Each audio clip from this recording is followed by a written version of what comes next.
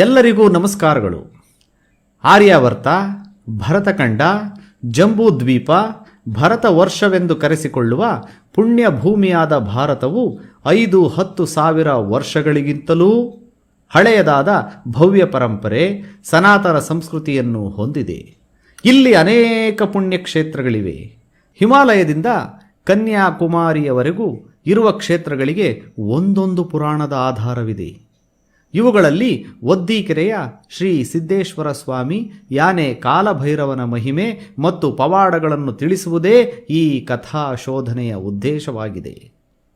ಒದ್ದೀಕೆರೆಯು ಈಗಿನ ಚಿತ್ರದುರ್ಗ ಜಿಲ್ಲೆಯ ಹಿರಿಯೂರಿನ ಐಮಂಗಲದಿಂದ ಪೂರ್ವಕ್ಕೆ 7 ಕಿಲೋಮೀಟರ್ ಇದ್ದು, ಇಲ್ಲಿ ಖುಷ್ಕಿ, ಹಿಂಗಾರು ಬೆಳೆಗಳಿಂದ ಇದು ಕಂಗೊಳಿಸುತ್ತಿದ್ದು, ಸಾಧು, ಜೋಗಿ, ಸಜ್ಜನರಿಂದ ತುಂಬಿ ಇಲ್ಲಿಯ ಎರೆಭೂಮಿಯು ದೊರೆಯಂತೆ ರೈತರ ಸಲಹುತ್ತಲೂ, ಈ ಊರಿನ ಕೆರೆಯ ಆಜುಬಾಜಿನಲ್ಲಿ ಈ ಮೊದಲಿದ್ದ ಒದ್ದಿಮೆಳೆ ಅಥವಾ ಒದ್ದಿಪೆಳೆಯಿಂದ ಒದ್ದೀಕೆರೆಯಾಗಿ ಹೆಸರು ಪಡೆದುಕೊಂಡು ಸಂಸಾರ ಚಕ್ರದಲ್ಲಿ ಬಿದ್ದು ಬೆಂದು ಬಳಲಿ ಮೋಕ್ಷಕ್ಕೆ ಹಂಬಲಿಸುತ್ತಿರುವ ಪಾಮರ ಜೀವಿಗಳ ಪಾಪ ಪರಿಹಾರಕನಾಗಿ ಭೈರವ ರೂಪನಾಗಿ ಜನರಿಗೆ ಭಕ್ತಿ ಭುಕ್ತಿಯಿಂದ ಜೀವನ ಸಾರ್ಥಕತೆ ಪಡೆಯುವ ಈ ಸ್ಥಳವು ಸಿದ್ದೇಶ್ವರನ ಆತ್ಮಶುದ್ಧಿಯ ಮಂತ್ರದಿಂದ ಪ್ರಸಿದ್ಧವಾಗಿದೆ. ಮಡಿ ಮೈಲಿಗೆ ಇಲ್ಲದ ಭಕ್ತಿಯೇ ಸರ್ವಸ್ವವಾಗಿರುವ ತ್ಯಾಗಶೀಲತ್ವದ ಸಾಮಾನ್ಯರಂತೆ ಬದುಕಿ ಅಸಾಮಾನ್ಯ ಪವಾಡಗಳ ಮಾಡಿ ಜಾತಿಗಳನ್ನು ಮೀರಿ ಕಾಳಮುಖ ಶೈವ ಪಂಥದಲ್ಲಿ ಮಹಿಮೆಯನ್ನ ತೋರಿದ ಒದ್ದೀಕೆರೆಯ ಶ್ರೀ ಸಿದ್ಧನ ಕಥೆಯನ್ನು ಕೇಳಿದರೆ ಭವವು ದೂರಾಗಿ ಬಂಧನಗಳು ಚೂರಾಗಿ ತಪಸ್ಸು, ಪಾಂಡಿತ್ಯವು, ಔದಾರ್ಯವು, ಸಂಪದವು ನಮ್ಮಲ್ಲಿ ದೊರಕುವುದೆಂದು ತಿಳಿಯುತ್ತಾ ಈ ಕಥೆಯನ್ನು ಪ್ರಾರಂಭಿಸೋಣ.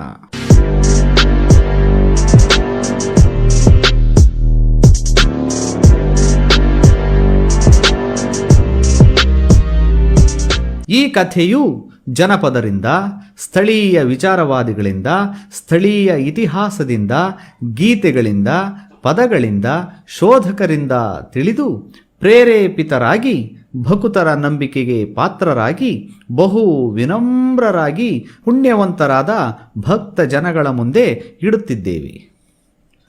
ಒಂದೊಂದು ದಿನ ರಜತಾದ್ರಿ ಸಾಲಿನ ಕೈಲಾಸದಲ್ಲಿ ಜಗದಧಿಕಾರಿಯಾದ ಮಹಾದೇವನ ಅಧ್ಯಕ್ಷತೆಯಲ್ಲಿ ಭೂಮಿಯ ಜನರ ಆಗು ಹೋಗುಗಳ ಬಗ್ಗೆ ಚಿಂತಿಸಲು ಸಭೆ ಸೇರಿತು. ಸಭೆಯಲ್ಲಿ ಬ್ರಹ್ಮನ ಶಿರ ಕತ್ತರಿಸಿ ಅಹಂ ಮುರಿದ ಭೈರವನೂ, ದಕ್ಷ ಬ್ರಹ್ಮನ ಶಿರ ಕತ್ತರಿಸಿದ ವೀರಭದ್ರನೂ, ಸಮಸ್ತ ಭೂತಗಣಗಳು ಸಭೆಯಲ್ಲಿ ಇದ್ದರು. ರಂಗಭೂಮಿಯ ಪ್ರಥಮ ನಿರ್ದೇಶಕನಾದ ನಂದಿಕೇಶ್ವರನು ಸಮುದ್ರ ಮಥನದ ನಾಟಕವನ್ನು ಗಣಗಳಿಂದ ಆಡಿಸಿ ರಂಜಿಸಿದ ಮೇಲೆ ನಂದಿಕೇಶ್ವರನು, ಮಹದೇವ, ಭೂಮಿಯಲ್ಲಿ ನರರು ಕಾಳರಕ್ಕಸರಾಗಿದ್ದಾರೆ. ಹೆಂಗಸೂ ಕೂಡ ಹೆಣ್ಣೆಂಬ ಸಂವೇದನೆಯಿಲ್ಲದಂತೆ ವಿಷವಿಕ್ಕುತ್ತಾ ಅಮಾಯಕರನ್ನು ಥಳಿಸುತ್ತಾ ಚಂಡಿ ಚಂಡರಾಗಿ ಧರ್ಮವನ್ನ ತ್ಯಜಿಸಿ ಬದುಕುತ್ತಿದ್ದಾರೆ. ನಲ್ಲಮಲೆ, ಕರಿ ಝರಿಮಲೆ, ನುಂಕೆ ಮಲೆಗಳಲ್ಲಿ ರಕ್ಕಸಿಯರ ವಿಷದಾಟ ಬಲು ಜೋರಾಗಿರುವುದರಿಂದ ಅವರ ನಡು ಮುರಿದು ಅವರ ಅಟ್ಟಹಾಸವನ್ನು ಸುಡಬೇಕಿದೆ. ಭೂ ಪ್ರಕೃತಿಯನ್ನು ಸುಧಾರಿಸಬೇಕಿದೆ ಮಹಾದೇವ ಎಂದನು. ಮಹಾದೇವನು ಥಟ್ಟನೆ ಅರಿತವನಾಗಿ ವೀರಭದ್ರ ಭೈರವರಿಗೆ, ನೀವೀಗಲೇ ಇಳೆಗೆ ತೆರಳಿ ಸೋದರರಾಗಿ ಕೆಟ್ಟು ಹೋಗಿರುವ ಭೂ ವಾತಾವರಣವನ್ನು, ಜೀವರಾಶಿಯನ್ನು ಉದ್ಧರಿಸಬೇಕೆಂದು ಅಪ್ಪಣೆ ಇತ್ತನು. ಅಂತೆಯೇ ವೀರಭದ್ರ ಭೈರವರಿಬ್ಬರೂ ಕಾಶಿಯ ಸುಸಂಸ್ಕೃತ ಶಿವಭಕ್ತ ದಂಪತಿಗಳ ಉದರದಲ್ಲಿ ಅವಳಿ ಜವಳಿಯಾಗಿ ಜನ್ಮಿಸಿದಾಗ ಪಂಚಭೂತಗಳೆಲ್ಲ ಸಂಭ್ರಮಿಸಿದವಂತೆ. ಹೂ ಗಿಡಗಳು ಮತ್ತೊಮ್ಮೆ ಚಿಗುರಿದವಂತೆ, ನೀರು ನೆಲವೆಲ್ಲ ಎದ್ದು ಕುಣಿಯಿತಂತೆ.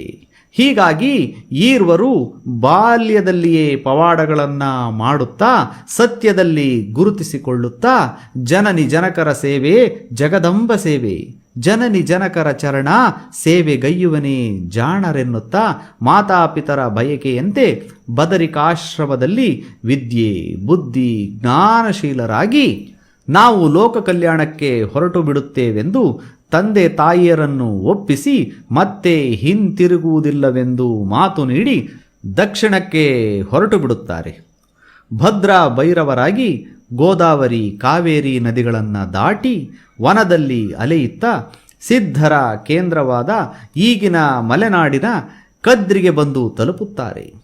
ಇಲ್ಲಿ ಕಾಳಮುಖ ಶೈವ ಪಂಥವನ್ನು ಸ್ವೀಕರಿಸಿ ಕಾಪಾಲಿಕರಾಗುತ್ತಾರೆ. ಈ ಪಂಥವು ಜಾತಿಗಳನ್ನು ಮೀರಿದ್ದು. ಇಲ್ಲಿ ಬ್ರಾಹ್ಮಣ, ಶೂದ್ರ, ವೈಶ್ಯ, ಚಾಂಡಾಲರು ಸಹ ಈ ಪಂಥವನ್ನು ಸ್ವೀಕರಿಸಬಹುದಾದದ್ದಾಗಿದೆ. ಭಕ್ತಿಯನ್ನು ಶಕ್ತಿಯನ್ನಾಗಿಸಿ ತಲೆಬುರುಡೆಯ ಬಟ್ಟಲಲ್ಲಿ ಪಾನ ಭಕ್ಷ್ಯಗಳನ್ನು ಸ್ವೀಕರಿಸುತ್ತಾ ದಾಕ್ಷಿಣ್ಯವಿಲ್ಲದೆ ದುಷ್ಟರ ತರಿಯುತ್ತಾ ಸತ್ಯ ಶೋಧನೆಯಲ್ಲಿ ತೊಡಗುವಂತಹ ವಿಶಿಷ್ಟ ಮನೋಭಾವದ ಶೈವ ಪಂಥವನ್ನು ಕದ್ರಿಯಲ್ಲಿ ಸ್ವೀಕರಿಸಿ ಜಗತ್ ಕಲ್ಯಾಣಕ್ಕೆ ಹೊರಡುತ್ತಾರೆ.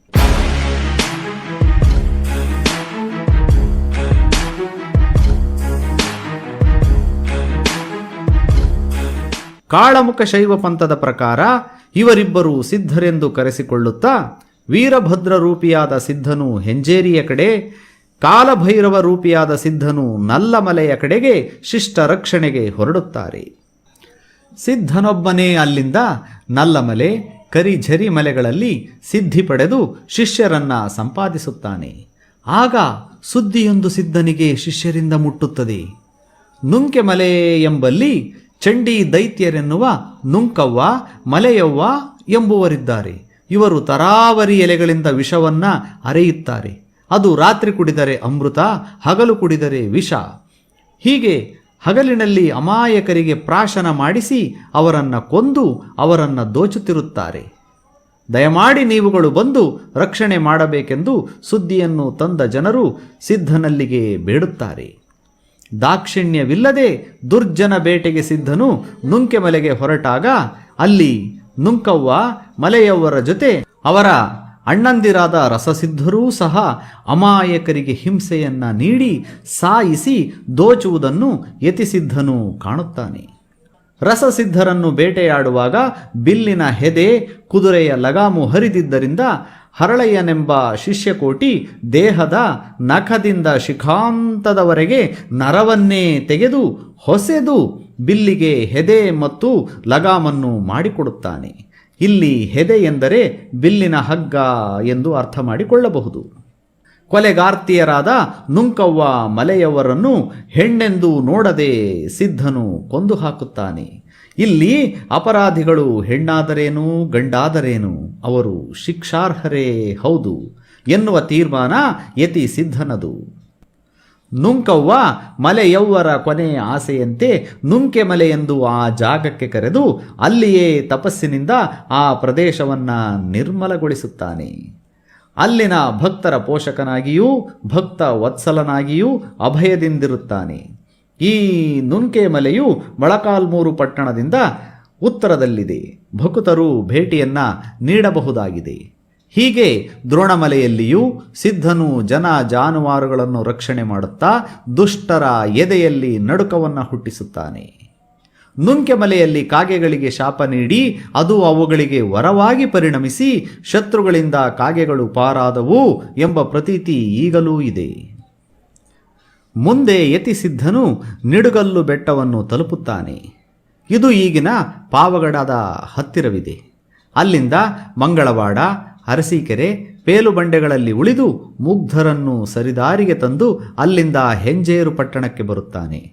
ಸ್ನೇಹಿತರೆ, ಈ ಕಾಳಮುಖ ಶೈವ ಪಂಥಗಳಲ್ಲಿ, ಕಾಪಾಲಿಕರಲ್ಲಿ, ಅಘೋರಿಗಳಲ್ಲಿ, ನಯನ್ನಾರುಗಳಲ್ಲಿ, ಭೈರವ ಭೈರವಿರಲ್ಲಿ ಒಂದು ವಿಶಿಷ್ಟತೆಯನ್ನು ಕಾಣಬಹುದಾಗಿದೆ. ಅದೆಂದರೆ ಪವಾಡಗಳ ಮೂಲಕ ಗುರುತಿಸಿಕೊಳ್ಳುವುದಾಗಿದೆ. ಉದಾಹರಣೆಗೆ ಹೆಂಜೇರು ಪಟ್ಟಣದಲ್ಲಿ ಸಿದ್ಧನು ಗಡಿಗೆಯಲ್ಲಿನ ಹಾಲು ಕೊಡದ ಗೊಲ್ಲತಿಯರಿಗೆ ಗಡಿಗೆಗಳಲ್ಲಿ ಹಾಲೇ ಇಲ್ಲದಂತೆ ಮಾಡುವುದು, ಭಕ್ತರ ಕೊರಳಿನಲ್ಲಿ ರುದ್ರಾಕ್ಷಿಗಳನ್ನು ಇಲ್ಲದಂತೆ ಮಾಡುವುದು, ದನ ಕಾಯುವವರಿಗೆ ದನಗಳೇ ಕಾಣದಂತೆ ಮಾಡುವುದು. ಹೀಗೆ ಮಾಡುವುದರ ಮೂಲಕ ತನ್ನ ಕಡೆಗೆ ಗಮನವನ್ನು ಸೆಳೆದು ಭಕ್ತರನ್ನ ಸಂಪಾದಿಸಿ ಲೋಕ ಕಲ್ಯಾಣಕ್ಕೆ ಅಣಿ ಮಾಡುವುದಾಗಿದೆ ಈ ಸಿದ್ಧ ಪಂಥಗಳ ಮತ್ತು ಶೈವ ಪಂಥಗಳ ವಿಶಿಷ್ಟತೆಯ ಒಂದು ವಿಚಾರ. ನೊಳಂಬರ ರಾಜಧಾನಿಯಾದ ಹೆಂಜೇರುವಿಗೆ ನೊಳಂಬರ ಪ್ರಿಯ ಪುತ್ರಿಯಾದ ಹೇಮಾವತಿಯ ಹೆಸರನ್ನು ಇಟ್ಟಿದ್ದರಿಂದ ಹೆಂಜೇರು ಅಥವಾ ಹೇಮಾವತಿ ಎಂತಲೂ ಕರೆಯುತ್ತಿದ್ದ ಕಾಲದಲ್ಲಿ ಯತಿಸಿದ್ಧನ ಪವಾಡ ಶಕ್ತಿಯ ಸೆಳೆತದಿಂದಾಗಿ ಆಳರಸರು ಜನರೆಲ್ಲರೂ ಸಿದ್ಧನಿಗೆ ಶರಣಾಗಿ ಶಿಷ್ಯರಾಗುತ್ತಾರೆ. ಸಿದ್ಧನ ಜೀವಪರವಾದ ವ್ಯಕ್ತಿತ್ವದಿಂದಾಗಿ ಆಳರಸರು ಹೇಮವತಿಯಲ್ಲಿ ಮಠವನ್ನು ಕಟ್ಟಿಸುತ್ತಾರೆ. ಹೀಗೆ ಸಿದ್ಧನು ಮನೋರೋಗಿಗಳಿಗೆ, ಕಾಯಿಲೆ ಪೀಡಿತರಿಗೆ, ಭವ ಬಂಧನದಲ್ಲಿ ಇರುವವರಿಗೆ ಸಂದರ್ಶನಗಳ ಮೂಲಕ ಔಷಧಿಯನ್ನು ನೀಡಿ ಸಮಸ್ಯೆಗಳ ಬಗೆಹರಿಸಿ ಸಿದ್ಧನು ಭವರೋಗ ವೈದ್ಯನಾಗುತ್ತಾನೆ. ಹೆಂಜೇರಿ ಸಿದ್ಧ ಇವರೀರ್ವರ ಪ್ರಖ್ಯಾತಿ ಹೆಚ್ಚಿ ಬಾಲಕ ಪರದೇಶಿ ನಿಂಗಣ್ಣನೆಂಬ ಶಿಷ್ಯನು ಮಠದಲ್ಲಿರುತ್ತಾನೆ. ಹೀಗೆ ಹೇಮವತಿಯಲ್ಲಿ ಭವ ಕಳೆದು ಜನರಿಗೆ ಅನುಭವ ನೀಡುತ್ತಿರಲು ಈಗಿನ ಒದ್ದೀಕೆರೆಯಿಂದ ಪಶ್ಚಿಮಕ್ಕೆ 3 ಕಿಲೋಮೀಟರ್ ದೂರದಲ್ಲಿ ನೊಣಬಿ ಅಥವಾ ನೊಣವಿ ಎಂಬ ಪಟ್ಟಣವಿತ್ತು. ಮಲ್ಲೇಗೌಡ ಮತ್ತವನ ಸೋದರರು ಈ ನೊಣವಿಯ ಅಧಿಕಾರಿಗಳಾಗಿದ್ದರು. ಯತಿಸಿದ್ಧನು ಒದ್ದೀಕೆರೆಯಲ್ಲಿ ನೆಲೆಗೊಳ್ಳಲು ಮಲ್ಲೇಗೌಡನೇ ಕಾರಣಕರ್ತನಾದನೆಂದು ಜನಪದರ ಬಲವಾದ ನಂಬಿಕೆ.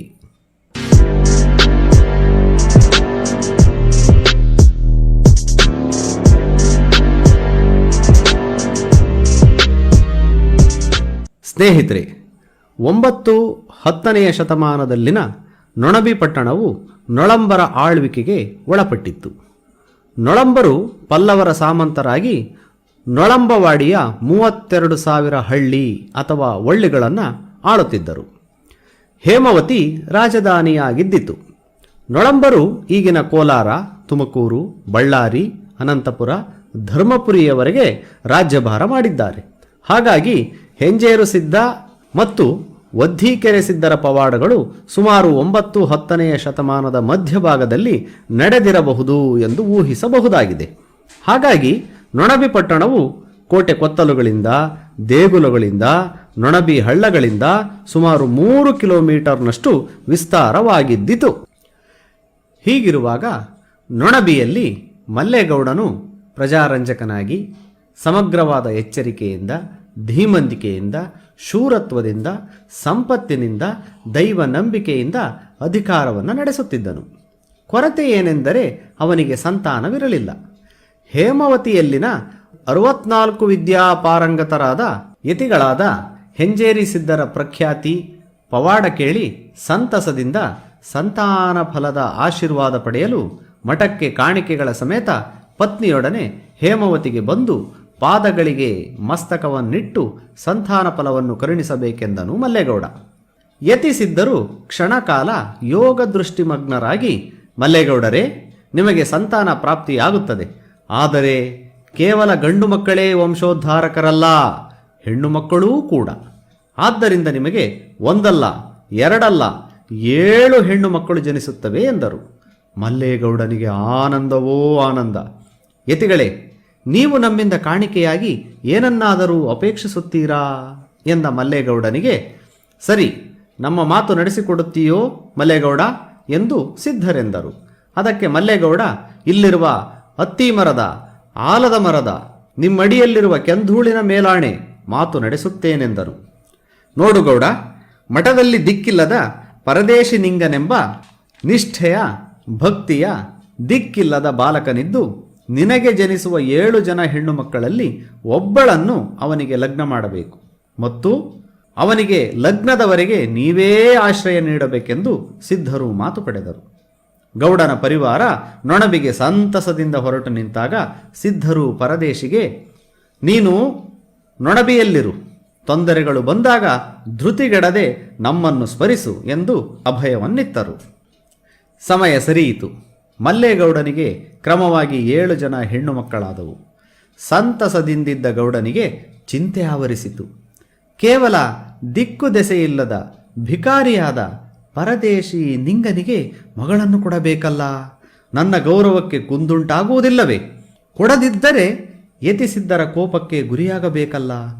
ಏನಾದರಾಗಲಿ ಹೆಣ್ಣನ್ನು ನಿಂಗನಿಗೆ ಕೊಡಬಾರದೆಂದು ಯೋಚಿಸಿ 6 ಜನರನ್ನು ಸಬೂಬು ಹೇಳಿ ಮದುವೆ ಮಾಡಿಯೇ ಬಿಟ್ಟನು. ಈ ನಡುವೆಯಲ್ಲಿಯೇ ಪರದೇಶಿ ನಿಂಗನ ಸಭ್ಯತೆ, ನಡತೆ, ವರ್ತನೆ, ವಿದ್ಯೆಯಿಂದ ಗೌಡನ ಕಿರಿಮಗಳಿಗೆ ನಿಂಗನ ಮೇಲೆ ಪ್ರೀತಿ ಮಮತೆಯುಂಟಾಗಿತ್ತು. ಇತ್ತ ಮಲ್ಲೇಗೌಡ ಉಪಾಯವೊಂದನ್ನು ಮಾಡಿ ಪರದೇಶಿ ನಿಂಗನಿಗೆ ಅಸಾಧ್ಯವಾದ ಕೆಲಸಗಳನ್ನು ಹೇಳಿದರೆ ಅವನಾಗಿಯೇ ಮಾಡದೆ ನಮ್ಮ ಆಶ್ರಯವನ್ನು ಬಿಟ್ಟು ಓಡುವನು.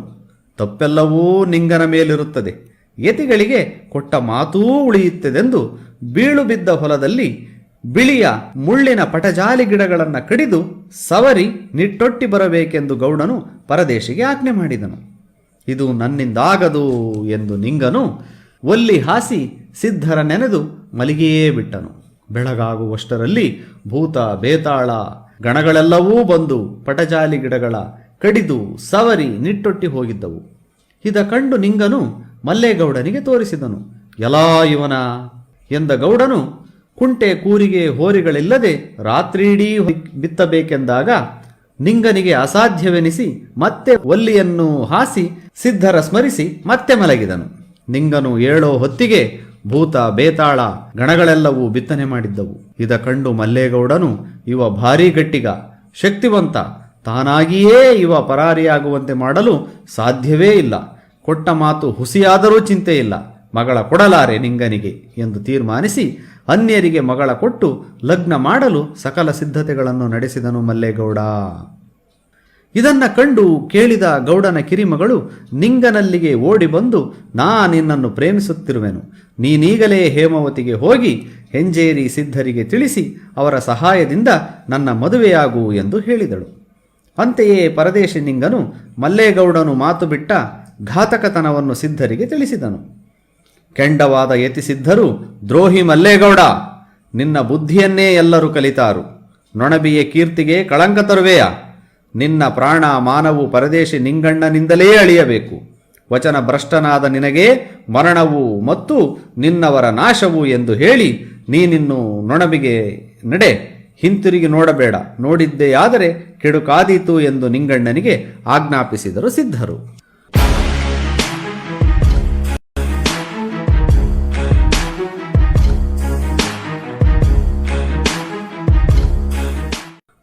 ನೊಣಬಿಗೆ ಯತಿಸಿದ್ದನು ಹೊರಟಿದ್ದನ್ನು ಕಂಡ ಹೆಂಜೇರು ಸಿದ್ಧರು, ನಾನೇ ಹೋಗಿ ಪರದೇಶಿಗೆ ಕಲ್ಯಾಣ ಮಾಡಿಸಿ ಬರುತ್ತೇನೆಂದು ಯತಿಸಿದ್ಧನನ್ನು ತಡೆದು ಕಟ್ಟಿದರೂ ಮಠದ ಮೇಲ್ಚಾವಣಿಯನ್ನು ಹಾರಿಸಿ ಹೊರಬಂದು ನೊಣಬಿಗೆ ಯತಿಸಿದ್ಧರು ನಡೆದೇ ಬಿಟ್ಟರು.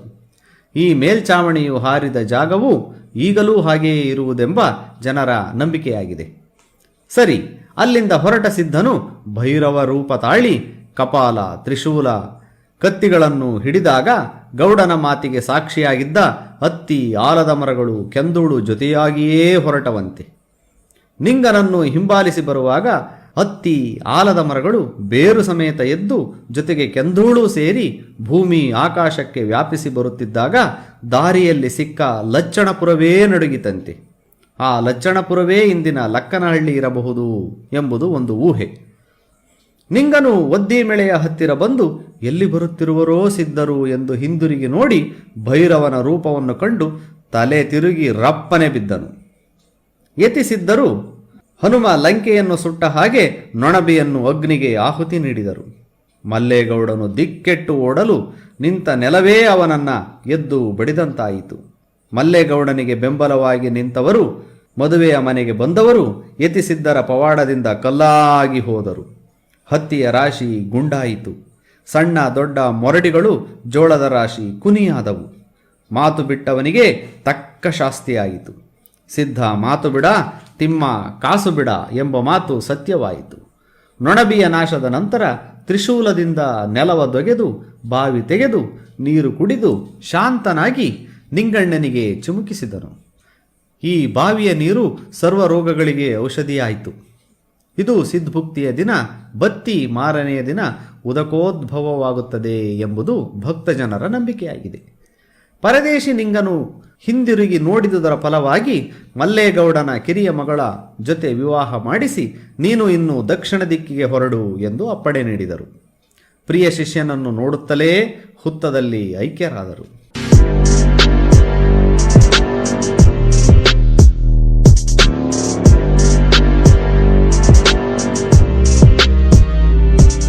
ಮುಂದೆ ಗೊಲ್ಲರ ಬೋರನೆಂಬುವನ ಈಯದ ಕಟ್ಟದ ಹಸು ಮಣಕವು ಹುತ್ತದ ಮೇಲೆ ಹಾಲು ಸುರಿತುದನ್ನು ಕಂಡು ಅವರ ಗದ್ದುಗೆಯನ್ನು ದಿನವೂ ಪೂಜಿಸುತ್ತಾ ಬರುತ್ತಿದ್ದ. ಈ ಪ್ರಕ್ರಿಯೆಯು ಯತಿಸಿದ್ಧರಿಂದಲೇ ಅಪ್ಪಣೆಯಾಯಿತೆಂದು ಪ್ರತೀತಿ ಇದೆ. ಆ ಕಾಲಮಾನದಲ್ಲಿ ಆಳುವ ಅರಸರೂ ಕೂಡ ಶ್ರದ್ಧಾಭಕ್ತಿಯಿಂದ ಯತಿ ಸಿದ್ಧನಿಗೆ ನಡೆದುಕೊಳ್ಳ ಹತ್ತಿದರು. ಒಮ್ಮೆ ರತ್ನಪಡಿ ವ್ಯಾಪಾರಿಯು ಮುತ್ತು ರತ್ನ ಬಂಡಿಯಲ್ಲಿ ತುಂಬಿಕೊಂಡು ಕತ್ತಲಾದುದರಿಂದ ಒದ್ದೀಕೆರೆಯಲ್ಲಿ ತಂಗಿ ಬೆಳಗಾದ ಮೇಲೆ ಪ್ರಯಾಣಕ್ಕೆ ಸಿದ್ಧನಾಗಬೇಕು ಎಂದಾಗ ಮಲಗಿದ್ದ ಎತ್ತುಗಳು ಏಳದಾದಾಗ ಮಜ್ಜನ ಬಾವಿಯ ನೀರನ್ನು ಕುಡಿಸಿ ಎತ್ತುಗಳಿಗೆ ಚಿಮುಕಿಸಿದಾಗ ತಕ್ಷಣವೇ ಹೊಟ್ಟೆ ಉಬ್ಬರವಿಳಿದು ಬಂಡಿ ಕಟ್ಟಿ ವ್ಯಾಪಾರ ಮುಗಿಸಿ ಲಾಭ ಗಳಿಸಿದಾಗ ಯತಿಸಿದ್ದರ ಕೃಪೆಗೆ ಆ ವ್ಯಾಪಾರಿ ಪಾತ್ರನಾಗಿ ದೇವಾಲಯ ಕಟ್ಟಿಸಿದನೆಂಬುದು ಜಾನಪದರ ನಂಬಿಕೆಯಾಗಿದೆ. ಮುಂದೆ ಹೇಮಾವತಿ ವೀರಶೈವರ ಮನೆಯಲ್ಲಿ 3 ಕಾಲಭೈರವನ ಮೂರ್ತಿಗಳಿರಲು ಆ ಮನೆಯ ಯಜಮಾನಿಗೆ ಕನಸಿನಲ್ಲಿ ಸಿದ್ಧ ಸನ್ಯಾಸಿಯ ದರ್ಶನವಾಗಿ ಅಪ್ಪಣೆಯಾಗುತ್ತದೆ. ಕೆಲವು ದಿನಗಳ ನಂತರ ಅದೇ ಸಿದ್ಧ ಸನ್ಯಾಸಿಯು ಆ ಮನೆಗೆ ಬಂದು ಆ 3 ಕಾಲಭೈರವ ಮೂರ್ತಿಗಳಲ್ಲಿ ಒಂದನ್ನು ಹೇಮಾವತಿಯಲ್ಲಿ, ಎರಡನೆಯದನ್ನು ಚಳ್ಳಕೆರೆಯ ಪಗಡಲ ಬಂಡೆಯಲ್ಲಿ, ಮೂರನೆಯದನ್ನು ಒದ್ದೀಕೆರೆಯ ಯತಿ ಸಿದ್ಧರ ಸಮಾಧಿ ಅಥವಾ ಗದ್ದುಗೆಯ ಮೇಲೆ ಪ್ರತಿಷ್ಠಾಪಿಸಿ ಮಜ್ಜನ ಬಾವಿಯಿಂದ ಗಂಗೋದಕ ತಂದು ಪೂಜಾ ಕೈಂಕರ್ಯ ನೆರವೇರಿಸಿ ಕೃತಾರ್ಥರಾದರು. ಕೆಲವು ವರ್ಷಗಳ ನಂತರ ಸಿದ್ದೇಶ್ವರ ಸ್ವಾಮಿಯಿಂದ ಪೂಜಾರಿಗೆ ಆದ ಅಪ್ಪಣೆಯಂತೆ ಜೋಗಿಮಟ್ಟಿಯಿಂದ ಬ್ರಹ್ಮಕಪಾಲಿ ಪಂಥದ ಜೋಗಿಯನ್ನು ಕರೆತಂದು ಭಕ್ತರೆಲ್ಲರೂ ಅವರನ್ನು ಗುರುವಾಗಿ ಸ್ವೀಕಾರ ಮಾಡಿದರು. ಹೀಗೆ ಒದ್ದೀಕೆರೆ ಸಿದ್ಧನು ಭಕ್ತರಿಗೆ ಸತ್ಯನಿಷ್ಠೆಯನ್ನು, ಸರಳತೆಯನ್ನು, ಸಾಮಾನ್ಯರಂತೆ ಬದುಕುವುದನ್ನು, ಸಮಾನತೆಯನ್ನು, ಸಮತಾ ಮನೋಭಾವವನ್ನು, ನುಡಿದಂತೆ ನಡೆಯುವುದನ್ನು, ನಡೆದಂತೆ ನುಡಿಯುವುದನ್ನು ಕಲಿಸಿಕೊಟ್ಟನು. ಒದ್ದೀಕೆರೆ ಸಿದ್ಧ ಮಾತು ಬಿಡ, ತಿರುಪತಿ ತಿಮ್ಮ ಕಾಸು ಬಿಡ ಎಂಬ ಮಾತನ್ನು ಸತ್ಯ ಮಾಡಿದವನು. ಆದ್ದರಿಂದ ಭಕ್ತರು ಭಯ ಭಕ್ತಿಯಿಂದ ಆಡಿದ ಮಾತಿನಂತೆ ನಡೆಯುತ್ತಾರೆ. ಮಾತು ತಪ್ಪಿದರೆ ಮಲ್ಲೇಗೌಡನ ಸ್ಥಿತಿ ಬಂದೊದಗುತ್ತದೆ ಎಂಬುದು ಭಕ್ತರಿಗೆ ಚೆನ್ನಾಗಿ ತಿಳಿದ ವಿಚಾರ. ಈ ರೀತಿ ಸಿದ್ದೇಶ್ವರನನ್ನು ಯಾರು ನಂಬುತ್ತಾರೋ ಅವರಿಗೆ ನೆಮ್ಮದಿಯನ್ನು, ಸಂತಾನವನ್ನು, ವಿದ್ಯೆ ಬುದ್ಧಿಯನ್ನು, ಅಂಗಾಂಗ ಆರೋಗ್ಯವನ್ನು ನೀಡುತ್ತಾನೆಂದು ಭಕ್ತರ ಬಲವಾದ ನಂಬಿಕೆ. ಹೀಗೆ ಇರಲು 1974ರಲ್ಲಿ ಸ್ವಾಮಿಯ ದೇವಸ್ಥಾನವು ಮುಜರಾಯಿಗೆ ಸೇರಿ ಸರ್ಕಾರದಿಂದ ನಿರ್ದೇಶಿಸಲ್ಪಡುತ್ತಿದೆ. ಪ್ರತಿ ಭಾನುವಾರದಂದು ಬೆಳಗ್ಗೆ ಶ್ರೀ ಸಿದ್ದೇಶ್ವರ ಸ್ವಾಮಿಗೆ ಮಂತ್ರ ಪಠನೆಗಳೊಂದಿಗೆ ಅಭಿಷೇಕವಾಗುವುದು. ಯುಗಾದಿಯ ಹಬ್ಬದ ದಿನದಂದು ಸಿದ್ದೇಶ್ವರ ಸ್ವಾಮಿಗೆ ಅಭಿಷೇಕವನ್ನು ಮಾಡಿ ವಸ್ತ್ರಾಭರಣಗಳಿಂದ ಅಲಂಕರಿಸಿ ವಿಶೇಷ ಪೂಜೆಯನ್ನು ಮಾಡಲಾಗುವುದು. ಅಂದು ಸುತ್ತಮುತ್ತಲಿನ ಊರುಗಳಿಂದ ಹೆಚ್ಚಿನ ಸಂಖ್ಯೆಯಲ್ಲಿ ಭಕ್ತರು ಸ್ವಾಮಿಯ ಸನ್ನಿಧಿಗೆ ಬಂದು ಪುನೀತರಾಗುತ್ತಾರೆ. ರಾಮನವಮಿಯಂದು ಶ್ರೀ ಸಿದ್ದೇಶ್ವರ ಸ್ವಾಮಿಗೆ ವಿಶೇಷ ಪೂಜೆ ಕಾರ್ಯಗಳು ನಡೆಯುತ್ತವೆ. ಪ್ರತಿ ವರ್ಷ ರಾಮನವಮಿ ಆಗಿ ಬರುವ ಶುಕ್ರವಾರದಿಂದ ಶ್ರೀ ಸಿದ್ದೇಶ್ವರ ಸ್ವಾಮಿಯ ಜಾತ್ರೆ ಆರಂಭವಾಗುತ್ತದೆ. ಶುಕ್ರವಾರ ಶ್ರೀ ಸಿದ್ದೇಶ್ವರ ಸ್ವಾಮಿಯ ಕಂಕಣ ಧಾರಣೆ, ಶನಿವಾರ ಅಗ್ನಿಕುಂಡ, ಭಾನುವಾರ ಚಿಕ್ಕ ರಥೋತ್ಸವ, ಸೋಮವಾರ ಹೂವಿನ ಪಲ್ಲಕ್ಕಿ ಮತ್ತು ಬ್ರಹ್ಮರಥೋತ್ಸವ, ಮಂಗಳವಾರ ಉಂಡೆ ಅಂದರೆ ಉರುಳು ಸೇವೆ, ಮಂಡೆ ಮತ್ತು ಸಿದ್ಧಭುಕ್ತಿ, ಬುಧವಾರ ಓಕಳಿ ಮತ್ತು ಕಂಕಣ ವಿಸರ್ಜನೆ. ಬ್ರಹ್ಮರಥೋತ್ಸವದಂದು ಹೂವಿನ ಪಲ್ಲಕ್ಕಿಯಲ್ಲಿ ಶ್ರೀ ಸಿದ್ದೇಶ್ವರ ಸ್ವಾಮಿಯ ಉತ್ಸವ ಮೂರ್ತಿಯನ್ನು ಕುಳ್ಳಿರಿಸಿ ವಾದ್ಯ ವೈಭವಗಳೊಂದಿಗೆ ಬ್ರಹ್ಮರಥದ ಬಳಿಗೆ ಕರೆತರುತ್ತಾರೆ. ಈ ಸಂದರ್ಭ ಬಹಳ ವೈಭವಯುತವಾಗಿರುತ್ತದೆ. ವಿವಿಧ ವಾದ್ಯಗಳ ಧ್ವನಿಯನ್ನು ಕೇಳಬಹುದು. ನಂದಿಧ್ವಜ, ವೀರಗಾಸೆ ಇವರ ಕುಣಿತವನ್ನು ನೋಡಬಹುದು. ತಳಿರು ತೋರಣಗಳಿಂದ ಅಲಂಕೃತವಾದ ದಿವ್ಯವಾದ ರಥದಲ್ಲಿ ಶ್ರೀ ಸಿದ್ದೇಶ್ವರ ಸ್ವಾಮಿಯ ಉತ್ಸವ ಮೂರ್ತಿ ವಿರಾಜಮಾನವಾಗಿ ವಾದ್ಯ ವೈಭವಗಳೊಂದಿಗೆ ರಥ ಸಾಗುತ್ತದೆ. ಭಕ್ತರು ರಥದ ಹಗ್ಗಕ್ಕೆ ಕೈ ಹಚ್ಚಿ 5 ಹೆಜ್ಜೆ ಕ್ರಮಿಸಿದರೆ ತಾವು ಕೃತಾರ್ಥರಾದವೆಂದು ತಿಳಿದು ರಥವನ್ನು ಎಳೆಯುತ್ತಾರೆ. ರಥೋತ್ಸವ ನಡೆಯುವ ಕಾಲ ಸುಮಾರು ಸಂಜೆ 4 ಗಂಟೆಯಿಂದ 5 ಗಂಟೆವರೆಗೆ ಸಹಸ್ರಾರು ಭಕ್ತ ಜನರು ರಥೋತ್ಸವದಲ್ಲಿ ಪಾಲ್ಗೊಳ್ಳುತ್ತಾರೆ. ಸಿದ್ಧಭುಕ್ತಿ ಕಾರ್ಯವನ್ನು ನೆರವೇರಿಸಿದಾಗ ಅದು ಶ್ರೀ ಸಿದ್ದೇಶ್ವರ ಸ್ವಾಮಿಗೆ ಅರ್ಪಿತವಾಗುತ್ತದೆ. ಕಾಳಮುಖದ ಶೈವ ಪಂಥದ ಜೋಗಪ್ಪನಿಂದ ದೀಕ್ಷೆ ಹೊಂದಿದ ಬೇರೆ ಯಾವುದೇ ಜಾತಿಯ ಜೋಗಪ್ಪನಾದರೂ ಸಿದ್ಧಭುಕ್ತಿ ಕಾರ್ಯವನ್ನು ನೆರವೇರಿಸಿಕೊಡಬಹುದಾಗಿದೆ. ಸಿದ್ಧಭುಕ್ತಿ ಎಂದರೆ ಸಿದ್ಧರಿಗೆ ಉಣಿಸುವುದು ಎಂದಾಗುತ್ತದೆ. ಶಿವರಾತ್ರಿಯಂದು ದೇವಸ್ಥಾನದಲ್ಲಿ ವಿಶೇಷವಾದ ಪೂಜಾ ಕಾರ್ಯಕ್ರಮಗಳು ನಡೆಯುತ್ತವೆ ಮತ್ತು ಭಕ್ತರಿಂದ ಭಜನೆ, ಪುರಾಣ, ಕಾವ್ಯವಾಚನ ನಡೆದು ಶಿವನ ಧ್ಯಾನದಿಂದ ಜಾಗರಣೆಯನ್ನು ಮಾಡುತ್ತಾರೆ. ಸ್ನೇಹಿತರೆ, ಇನ್ನು ಶ್ರೀ ಸಿದ್ದೇಶ್ವರ ಸ್ವಾಮಿ ದೇವಾಲಯದ ರಚನೆಯನ್ನು ನೋಡೋಣ. ಒದ್ದೀಕೆರೆಯಲ್ಲಿರುವ ಶ್ರೀ ಸಿದ್ದೇಶ್ವರ ಸ್ವಾಮಿ ದೇವಾಲಯವು ವಿಶಾಲವಾದ ಪೌಳಿಯ ಒಳಗೆ ಇದೆ. ದೇವಾಲಯದ ಪ್ರಮುಖ ದ್ವಾರವು ದಕ್ಷಿಣಕ್ಕೆ ಅಭಿಮುಖವಾಗಿದೆ. ದೇವಾಲಯದ ಭಕ್ತಿಯ ಬಾಗಿಲ ಒಳ ಹೊಕ್ಕರೆ 4 ಕಂಬಗಳಿರುವ ನವರಂಗವಿದೆ. ನವರಂಗಕ್ಕೆ ಹೊಂದಿಕೊಂಡು ಪಶ್ಚಿಮಕ್ಕಿರುವ ಮಂದಿರದಲ್ಲಿ ಶ್ರೀ ಚನ್ನಕೇಶವ ವಿಗ್ರಹವನ್ನು ಪ್ರತಿಷ್ಠಾಪಿಸಲಾಗಿದೆ. ನವರಂಗದ ಪೂರ್ವ ದಿಕ್ಕಿಗೆ ಒಂದು ದ್ವಾರವಿದೆ. ಪೂರ್ವದ ದ್ವಾರವನ್ನು ಹೊಂದಿಕೊಂಡು ಮುಂದೆ ಮಂಟಪವಿದೆ. ದಕ್ಷಿಣಕ್ಕೆ ಅಭಿಮುಖವಾಗಿರುವ ಪ್ರಮುಖ ದ್ವಾರದ ಮುಂದೆ ಬಲಭಾಗದಲ್ಲಿರುವ ಮಂದಿರದಲ್ಲಿ ಪೂರ್ವಕ್ಕೆ ಅಭಿಮುಖವಾಗಿ ಶಿವಲಿಂಗವನ್ನು ಪ್ರತಿಷ್ಠಾಪಿಸಲಾಗಿದೆ. ಶಿವಲಿಂಗಕ್ಕೆ ಅಭಿಮುಖವಾಗಿ ಶಿಲ್ಪಿಯಿಂದ ಸುಂದರವಾಗಿ ಕೆತ್ತಲ್ಪಟ್ಟ ವಾಸ್ತವ ಸ್ವರೂಪದಿಂದ ಕೂಡಿ ಸಹಜವಾದ ಗಂಗೆ ದೊಗಲುಳ್ಳ ಕಲಾತ್ಮಕ ಆಭರಣಗಳಿಂದ ಅಲಂಕೃತವಾದ ನಂದಿಯು ಎಡಗಾಲನ್ನು ಮುಂದೆ ಚಾಚಿ ಮಲಗಿರುವುದು. ನವರಂಗದ ನಂತರ ಸುಖನಾಸಿ ಇದೆ. ಸುಖನಾಸಿಯಲ್ಲಿ ಶ್ರೀ ಸಿದ್ದೇಶ್ವರ ಸ್ವಾಮಿಯ ಉತ್ಸವ ಮೂರ್ತಿಯನ್ನು ಅಲಂಕರಿಸಿ ಕುಳ್ಳಿರಿಸಲಾಗುತ್ತದೆ. ಸುಖನಾಸಿಯ ನಂತರ ಗರ್ಭಗುಡಿ ಬರುತ್ತದೆ. ನವರಂಗ ಮತ್ತು ಗರ್ಭಗುಡಿಯ ಕಲ್ಲಿನ ಬಾಗಿಲು ವಾಡಗಳಿಗೆ ಕಂಚಿನ ತಗಡುಗಳಲ್ಲಿ ಮಾಡಿದ ಉಬ್ಬು ಶಿಲ್ಪದ ಪಟ್ಟಿಕೆಗಳನ್ನು ಜೋಡಿಸಿದ್ದು ಅತ್ಯಂತ ಆಕರ್ಷಣೀಯವಾಗಿವೆ. ಗರ್ಭಗುಡಿಯು ತನ್ನ ಮೂಲ ಸ್ವರೂಪವನ್ನು ಉಳಿಸಿಕೊಂಡಿದೆ. ಅದು ಎತ್ತರವಾದ ದ್ರಾವಿಡ ಶೈಲಿಯ ವಿಮಾನ ಅಥವಾ ಶಿಖರವನ್ನು ಹೊಂದಿದ್ದು ನೋಡಲು ಬಹಳ ವೈಶಿಷ್ಟ್ಯಪೂರ್ಣವಾಗಿದೆ.